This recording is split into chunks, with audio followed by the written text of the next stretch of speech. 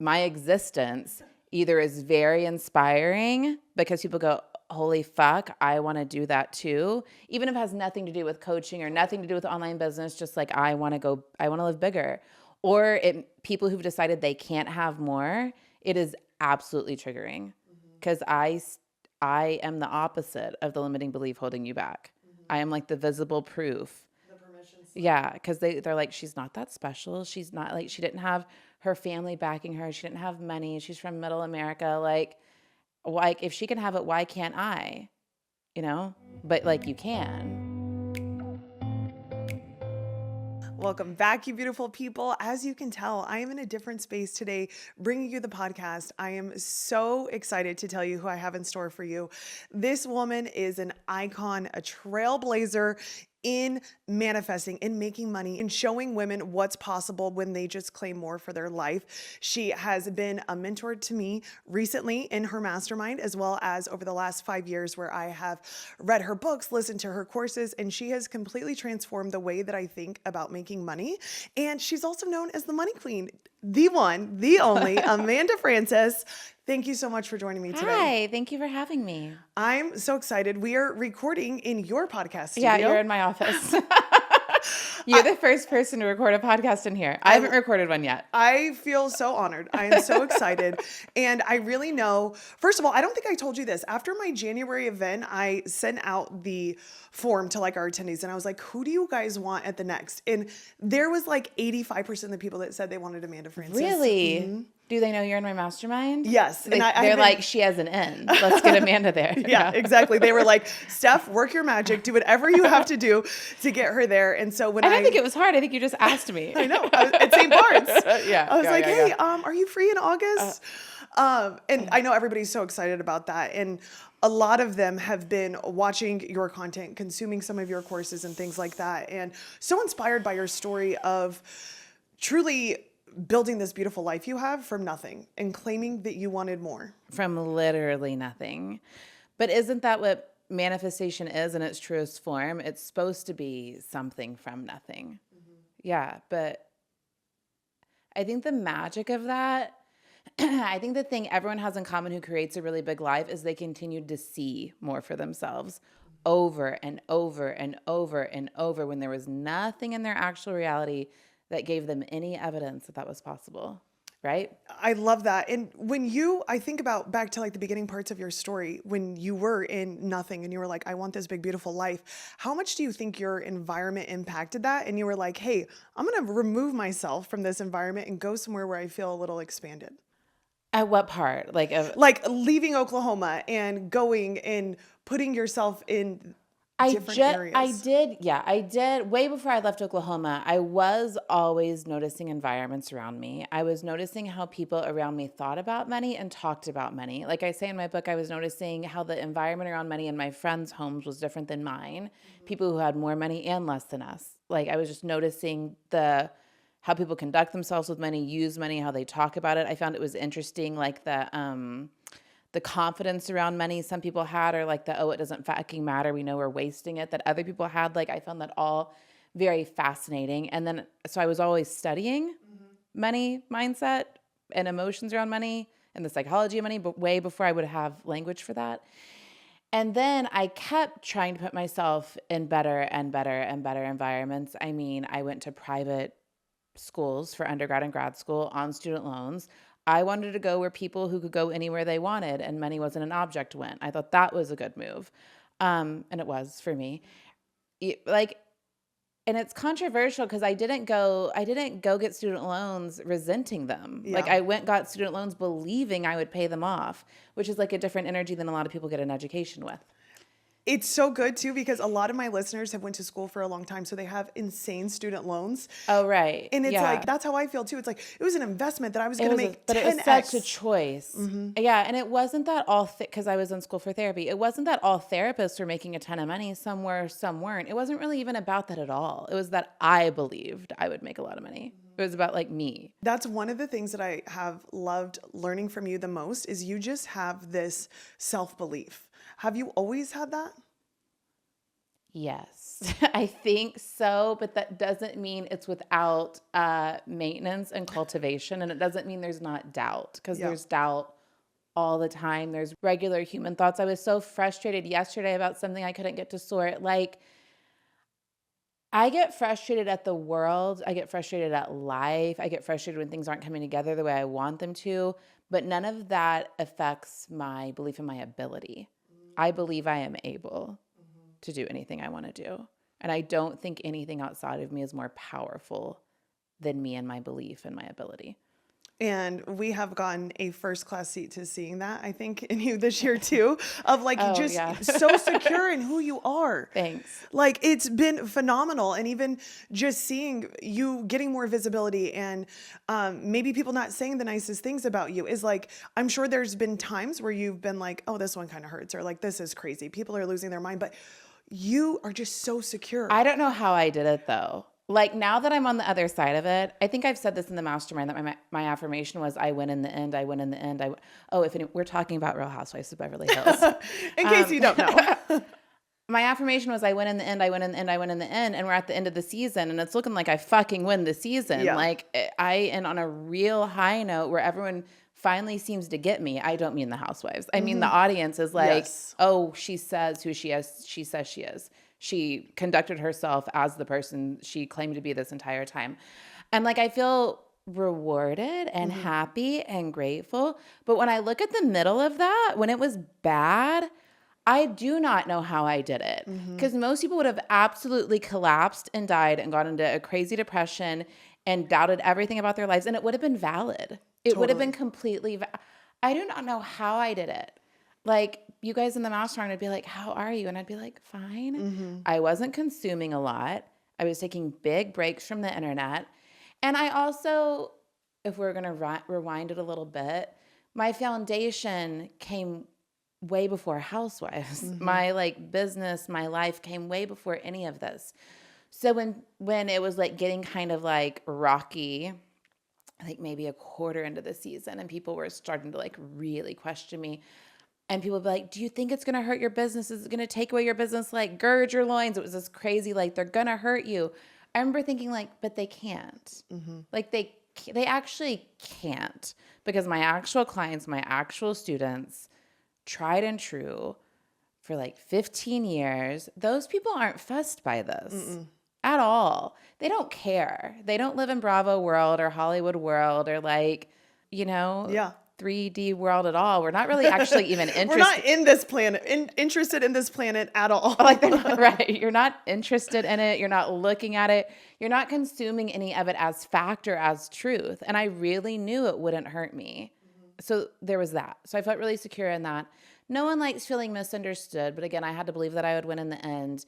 And like, to me, this was the worst case scenario. The worst case scenario is that we didn't convert any Bravo people and my world just stayed the way it was. That was like worst case scenario.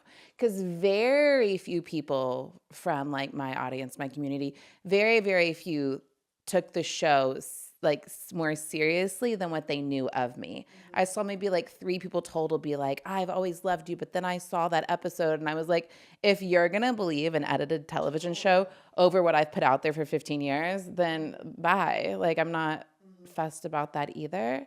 So I believed it couldn't hurt me. I believed my foundation was solid. I knew it was a blip in the whole story of my life.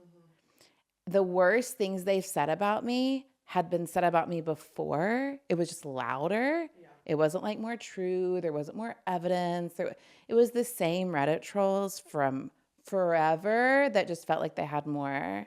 Oh, yeah, they had a little amplification. Yeah. So truly in the middle of it, yeah, I was like, fine. No, I watched you and we were all losing our mind. We were like, you are a class act. Like the rest of us would be spiraling if this was us. I really didn't. Yeah, I really didn't.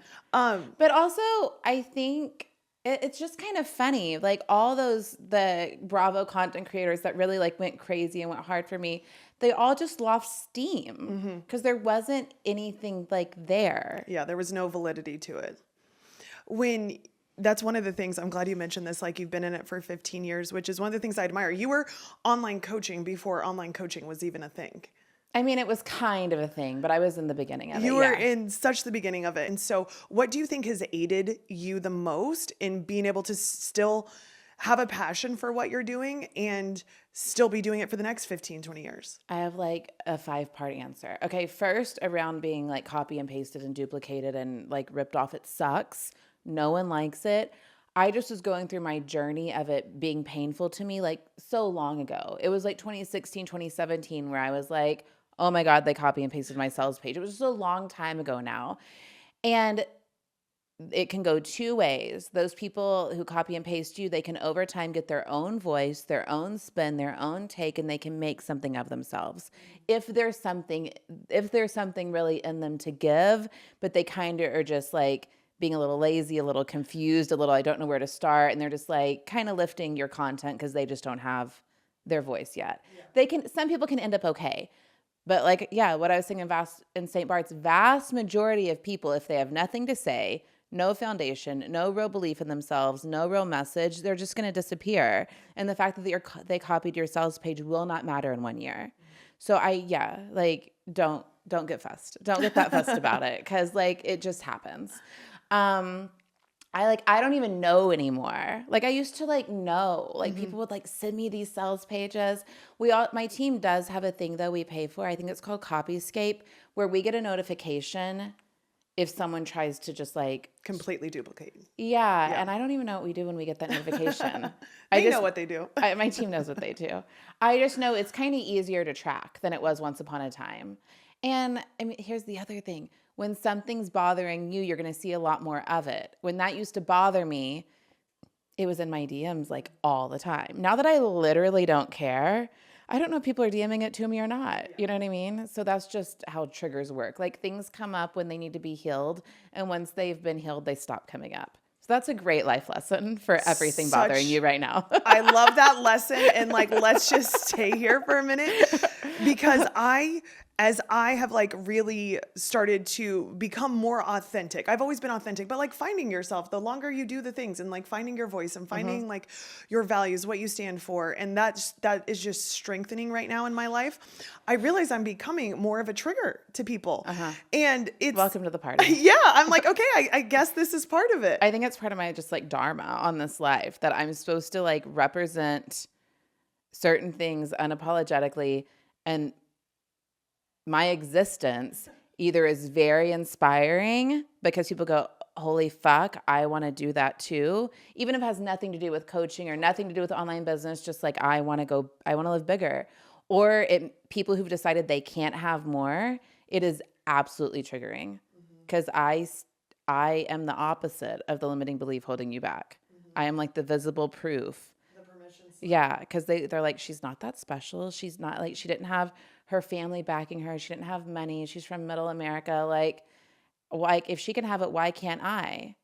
You know, but like you can, you know, so well, and that was like your story resonated with me so much because I am from middle America and I didn't come from much. And I saw you living this big life. And I was like, if she can do it, I can do it. Like that Absolutely. was such an unlock for me. Seeing somebody Where like, were you at that time? I had just had so this shout out to my client Rye. She actually gifted me your book. And how long ago was this? This was in 2022. Okay. And she gifted me your book and I read it and then I bought a ton of copies and gifted it to all these women at one of my retreats. But that was the first permission slip of somebody that like moved to the West Coast, you know, and I live on the East Coast. And it was like, I just knew even my environment, I wanted something a little bit different. Yeah. I wanted to be expanded. And I was probably in my practice, I had my first practice then. I was probably profiting like 25, 30K a month, really solid. And that felt great. Yeah. Nothing was wrong at all. Yes. You can live a very beautiful life on that, like forever. Theoretically. And unless someone mentions 6-figure events to you and then you go, fuck. Yeah. And I'm like, what does that I want even that. mean? Yeah. Yeah. I know. And so that's why we need women owning it so much to be the permission slip to other women. And one of the other things that I really look up to you for is like the way that you mother. You are such a present mother with everything that you have going on too. I think people would actually be shocked at how involved I am. Yes. I don't have childcare till noon. Yes. Typically, like, yeah. And what has been the hardest of growing your business and being a present mom? Okay, I have like 5,000. I have like things I want to Tell circle us back all. to. No, okay. I need to circle back to the foundation. How did you do it for 15 years? How you do it 15 more? And the environment thing. Because when you're talking about environments, I had more to say about that. Hold on, what order? Okay. Environments, just because I feel like people need to think through that. It's going to be different for everyone but it might just be they need to upgrade an apartment. You know what I mean? So for me, through like grad school, every apartment I got was like nicer than the one before. And that was an upgrade, really, and more than anything, in an identity. Could I afford to not live in the super, super old, like rundown, got a great rate apartment? Could I have like the little bit nicer townhouse? And it, like, the funny thing about identity, that townhouse didn't cost that much more than the apartment, but I didn't believe I was someone who could live in that kind of townhouse, right? So I'm watching myself do that through grad school as I'm practicing all these principles anyway. And then coming to California was a whole different thing. I came to Santa Barbara because I had briefly dated a guy who lived in Santa Barbara and I just wanted a home base. But my limiting beliefs that I couldn't live in California because of the cost of living, what was it? It was the cost of living and the taxes. Like, where I'm from, you are crazy if you move to California. Like, who would go to where the crime's higher and the this and the that? But I never felt as free or as good as when I was in California. And I had visited several times and I was just like, why do I not live there? I have a specific memory of flying in from Bali because I lived in Bali for a time. And my friend Danielle picking me up from the airport to take me to stay with her. And I was like, it's not making sense to me that I don't have a house here. And I don't know what that means, but something about the realization that I don't have a place to live here is feeling very weird and foreign to me. And she's like, I think you have to get a place here. And I was like, but the cost of living and the taxes or whatever, because that's what everyone said. So anyway, I went to Santa Barbara. I was there like a year and a half. That's when I learned that 7 figures wasn't a lot of money. I could, like, it never, because I had made this was 2017. I made $500,000 in 2016. I got to Montecito, and like the cost of like my Airbnb, and then I lived in a hotel for a season, the cost of like living in a 5-star resort, the cost of like living life the way I wanted to live it cost way more than I understood. And I looked around and I was like, okay, 7 figures is middle class here. Middle class millionaire. This is like, it's different than I thought. If I want to buy property in California, and I do, I have to like up my whole game around all of this. I couldn't afford property in California. So I did a fun little thing where I like bought a duplex in Oklahoma. Then a year later, I bought a fourplex. And then because this was a different time, like mortgage people didn't know what to do with someone like me. Now people in our industry get mortgages all the time. They weren't giving mortgages to online business people. So I had to buy like $100,000 thing and a $400,000 thing before I could get approved for like a 3. And I had like great credit. But anyway, beside the point. Okay, so upgrade environment. So I felt like every time I moved to a new place, every single house I've moved to has been an energetic expansion in a different way. You know what I mean? I moved to Malibu after Santa Barbara. Malibu had this like, I used to watch this place on TV kind of feel. Like this, like I am on the ocean. Like my house is on stilts in the ocean. That was a whole kind of thing. And then I lived across the street. I think I talk about in the book, like when you can see the dolphins from the rooftop. That's when I moved to a different part of Malibu. But anyway, and then I bought a house in West Hollywood, and that was like a home ownership thing. And then we leased this crazy $30 million house in Bel Air. And that's the first time I think I ever felt what an estate, like a mansion felt like. Is that where you recorded self-published? Yes. Yeah, on that like rooftop. Yeah, and you can see the whole city. The city behind me. Yeah. That's amazing. So I don't know, like yes, my environment and my homes have been upgrades, but when I'm talking about a $30 million house that was like $65,000 a month, which is crazy, you got to remember it's the same principle as when I was just wanting to do the downtown house that was $700 a month instead of $600 a month. Like we got, you know? Yeah. It's been the same principle all the time. Okay, so that's what I'll say about environments. And then how do you do it for 15 years and plan to do it for 15 more? You have to be willing to reinvent just anytime the reinvention is there. Like meaning anytime you just don't like it anymore, anytime you're bored. Like every coach ever at one point in time, clients sustained my income. Mm-hmm. Like I had all these clients. And I remember thinking, would it be possible for courses to sustain me? Is that like, that's what I really, really want, but I don't see anyone doing that. Mm-hmm. But I had to believe it was possible because it was what I deeply wanted. Let's see. So I started thinking that in 2016, and then by like 2019, I was like, oh wow, Clients are now just bonus. Like I can live completely on courses. And then I just kept upping that and upping that and upping that. And then I got rid of my mastermind, got rid of clients, and just had a season of like, I didn't actually have anyone on my calendar for like 3 years. And that was wonderful. And now I feel like I'm there again because I am obsessed with my low cost offers, my pay what you feel. I don't remember ever loving anything this much, but this is exactly how I felt when I decided I wanted to do courses. Like I love getting thousands of people into a $21 thing or a $5 or an $11 or a pay what you feel. Like I just see a life where I have like 30,000 or 50,000 people in like a challenge for $20. And it makes me happier than anything has ever made me. So I have to go with that. But it feels just like the course thing did. Like the math doesn't math yet. It doesn't make sense yet. It's not going to sustain your lifestyle until it's 10x. Right. But we made like $45,000 off a $21 offer in the last 3 days. That's insane. And as I was looking at that, I was like, I'm right about this. Yeah. The math actually does math. The math will math if I keep building this up and growing this. Yeah. So then what will courses be? Icing on the cake. What will my mastermind be? Icing on the cake. And I think that's just what I want next. But you can't do it forever if you get really stuck in your ways, get really stuck in a business model, and if you won't pivot. And I think that's such a good reminder. I talk about this concept too of just the more you're in alignment, the more you make. It's just if you're a lot of my clients are like stuck in this box of how they can operate their business. How it has to look this way. I have to do this model. This is what I have to charge. And you actually have to give things up all the time to try new things that you want more. Yes. To make more money. Yeah. And expand and feel like yourself, like your best self. And was there a part of you, because people listening to you are probably like, oh my God, that sounds phenomenal. I want to do that. But has there ever been a part of you where you do make that pivot in business and it feels like you're lighting something on fire to pursue the next? Or is there a part of the fear where it almost holds you back? Or are you just like, I know it so well inside of me that this is the next move? I'm a really good pivoter. I don't typically burn things to the ground to build up a new thing. And it's fine. I've had clients and mentors, and I know tons of people that have had to burn it down to do something else. I'm a real great, like, phasing this out, phasing this in. I don't do a lot of burning to the ground. Yeah. I mean, Yeah. No, that makes sense. I feel I'm the same way. I'm like, let me reiterate this a little bit as we like start I'm to grow and tweaking these evolve. things. I'm building up these other things. I'm setting the intention that I'm not really going to need this thing anymore, but it's I don't blow a lot up, but I didn't answer your mom question yet. Oh, shoot. Okay. That's an important one. That's an important one. I don't want to skip it because it's like my favorite thing. Okay, it's going to look different for absolutely everyone, but I would say, number one, give up the idea of balance because you will not feel balanced ever again, literally ever again from the time you have children. But also, I didn't feel balanced before I had kids. I was so out of balance, all in on my business, and I loved my obsession with my business. Like I was happy out of balance.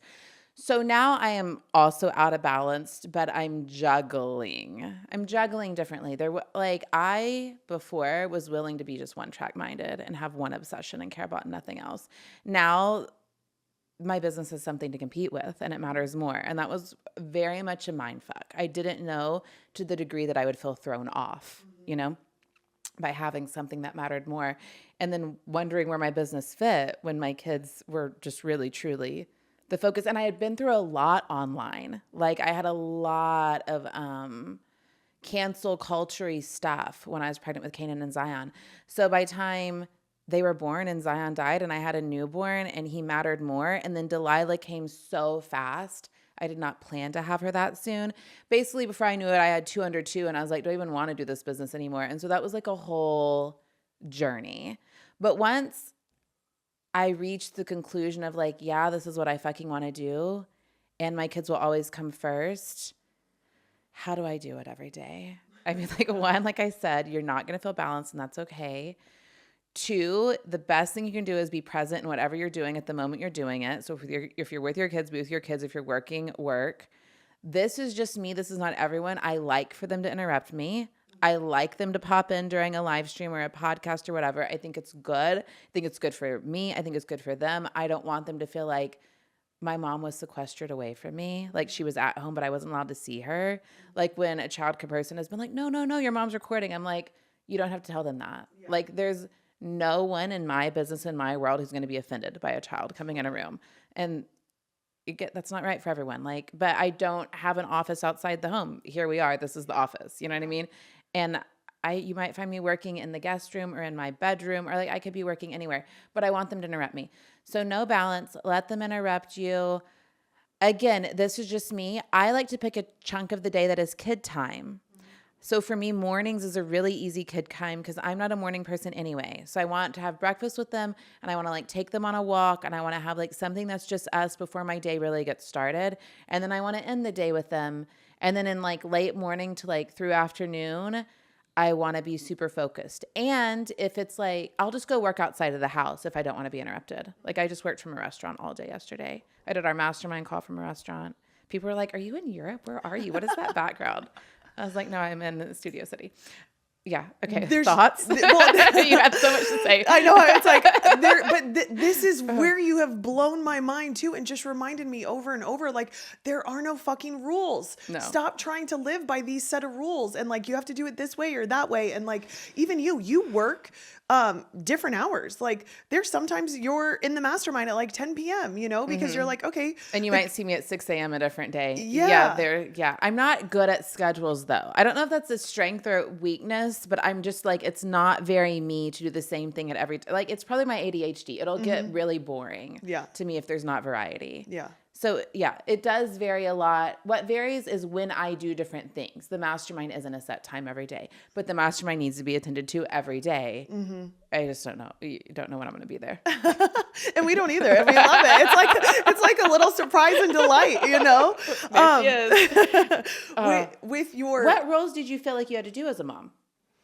I think what I'm really struggling with right now is that there's a piece of me as a, like this piece of me, like, I just want to do it right. Like I am such a good girl at heart, and it's like, I want to do it right. So I want to do motherhood right, but I have these really big ambitions. And so like here, I'm in LA for 48 hours. I'm clearly not with my child, and like, I think I'm getting better at this, but I've spent so much time, just analyzing and judging, like, was that right? Was that not? But I think it's not even me judging myself. It's like, what are other people going to say?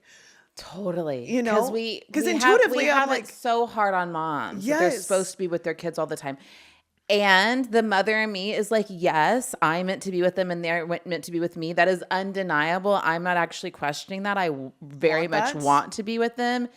But okay, here's what I look at. Okay, when you do it right, I could do a whole course on this. Well, actually, there is some of this in Money Mama. Maybe we need to add a module. When you do it right and your children are very securely attached, and they really do know and believe that mom always comes home. Like my kids will tell you, mom always comes back. She goes on an airplane. She always comes back. When they're attached and they know that, they have a great time when you're gone. Yes. Like, and that didn't just happen. Yeah. That happened because of our attachment, because I'm consistent and reliable and present, and because they're also attached to Eddie and their older siblings, and they love our childcare people, and Yeah.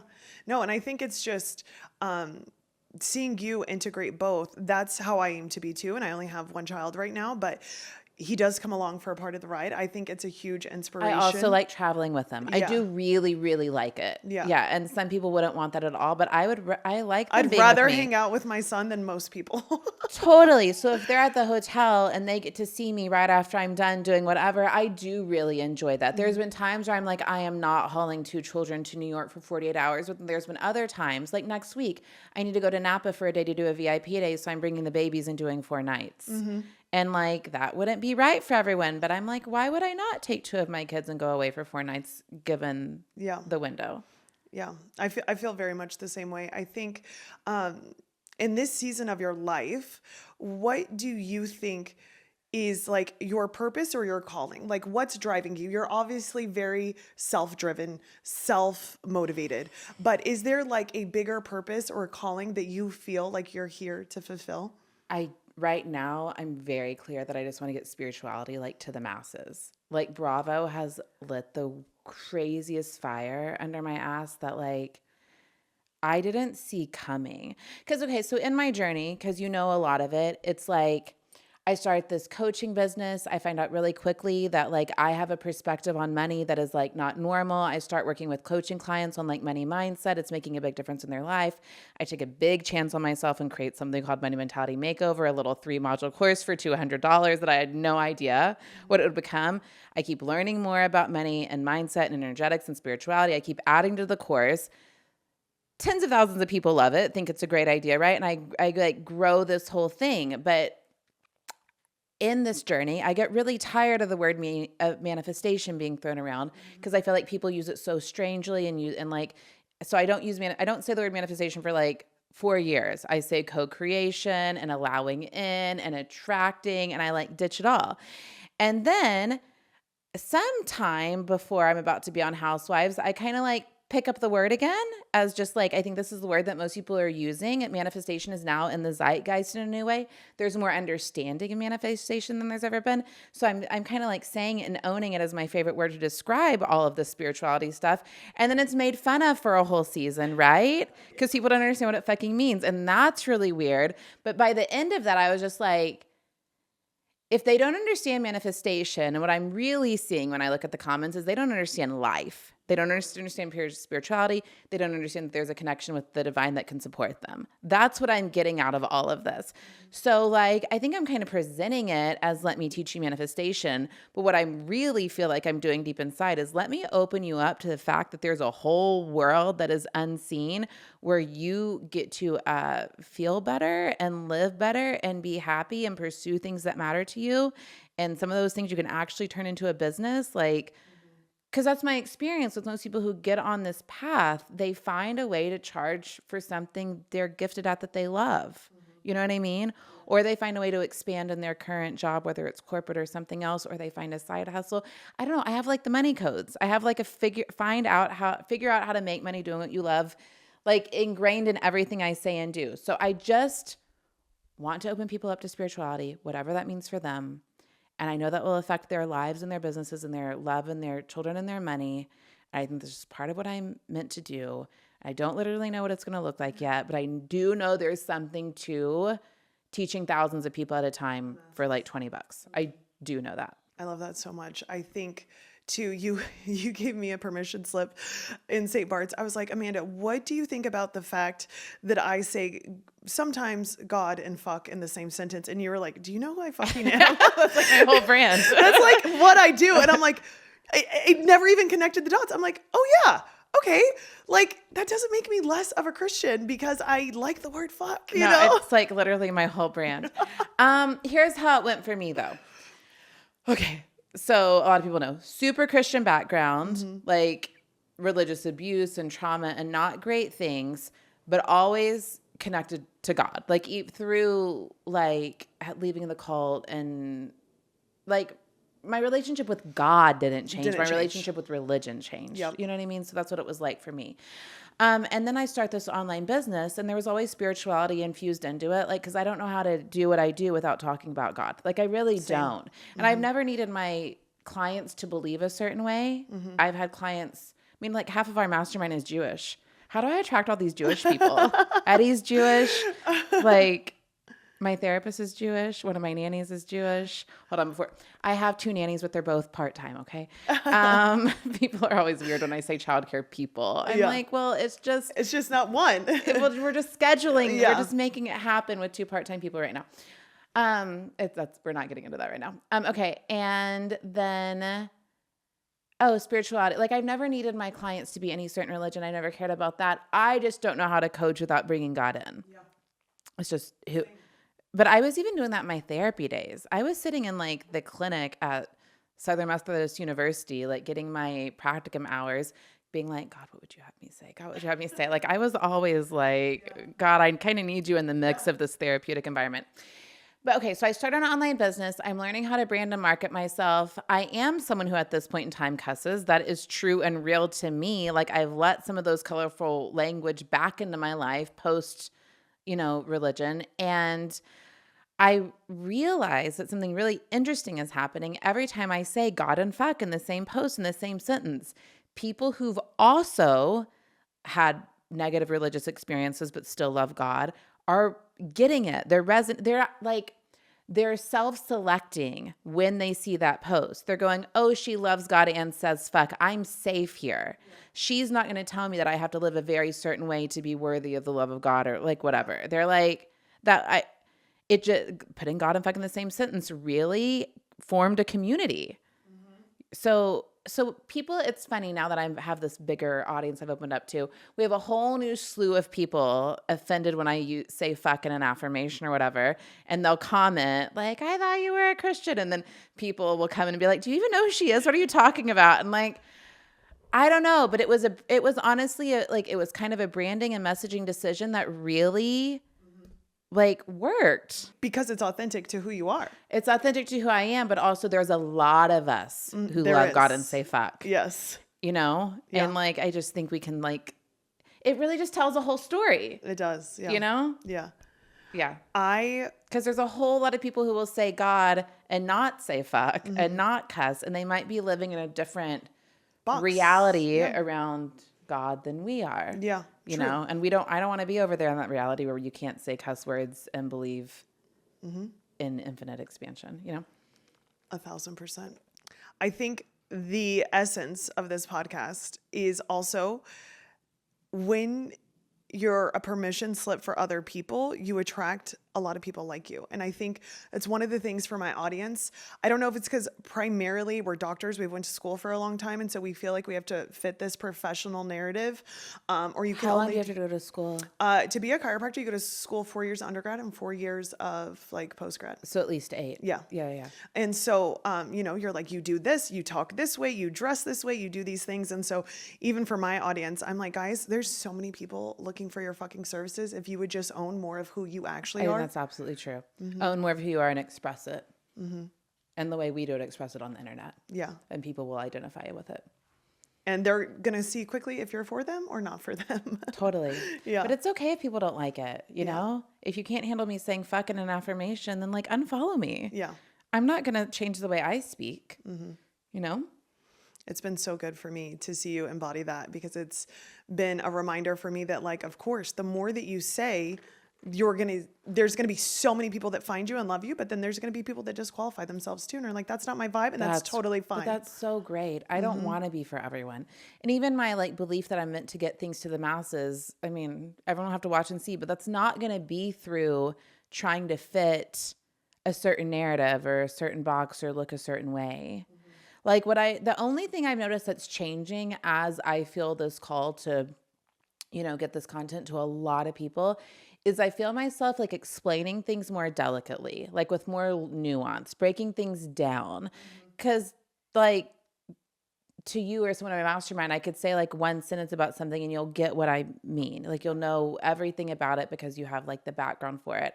But if I'm going to say that like God's not mad at you for wanting money or making money, I have to like break that down right now. So that's a little different. I feel like I'm trying to like get information to people who have no framework for some of this. But yeah, that's the only thing that feels different. I feel like my personality can continue to be big and bold and whatever. Yeah. I love that. If you guys loved this podcast, I'm actually going to go hang out with Amanda for the rest of the day, but we are ending the podcast. And if you want to hear more from her, make sure you get your tickets to San Diego. We're going to have so much fun.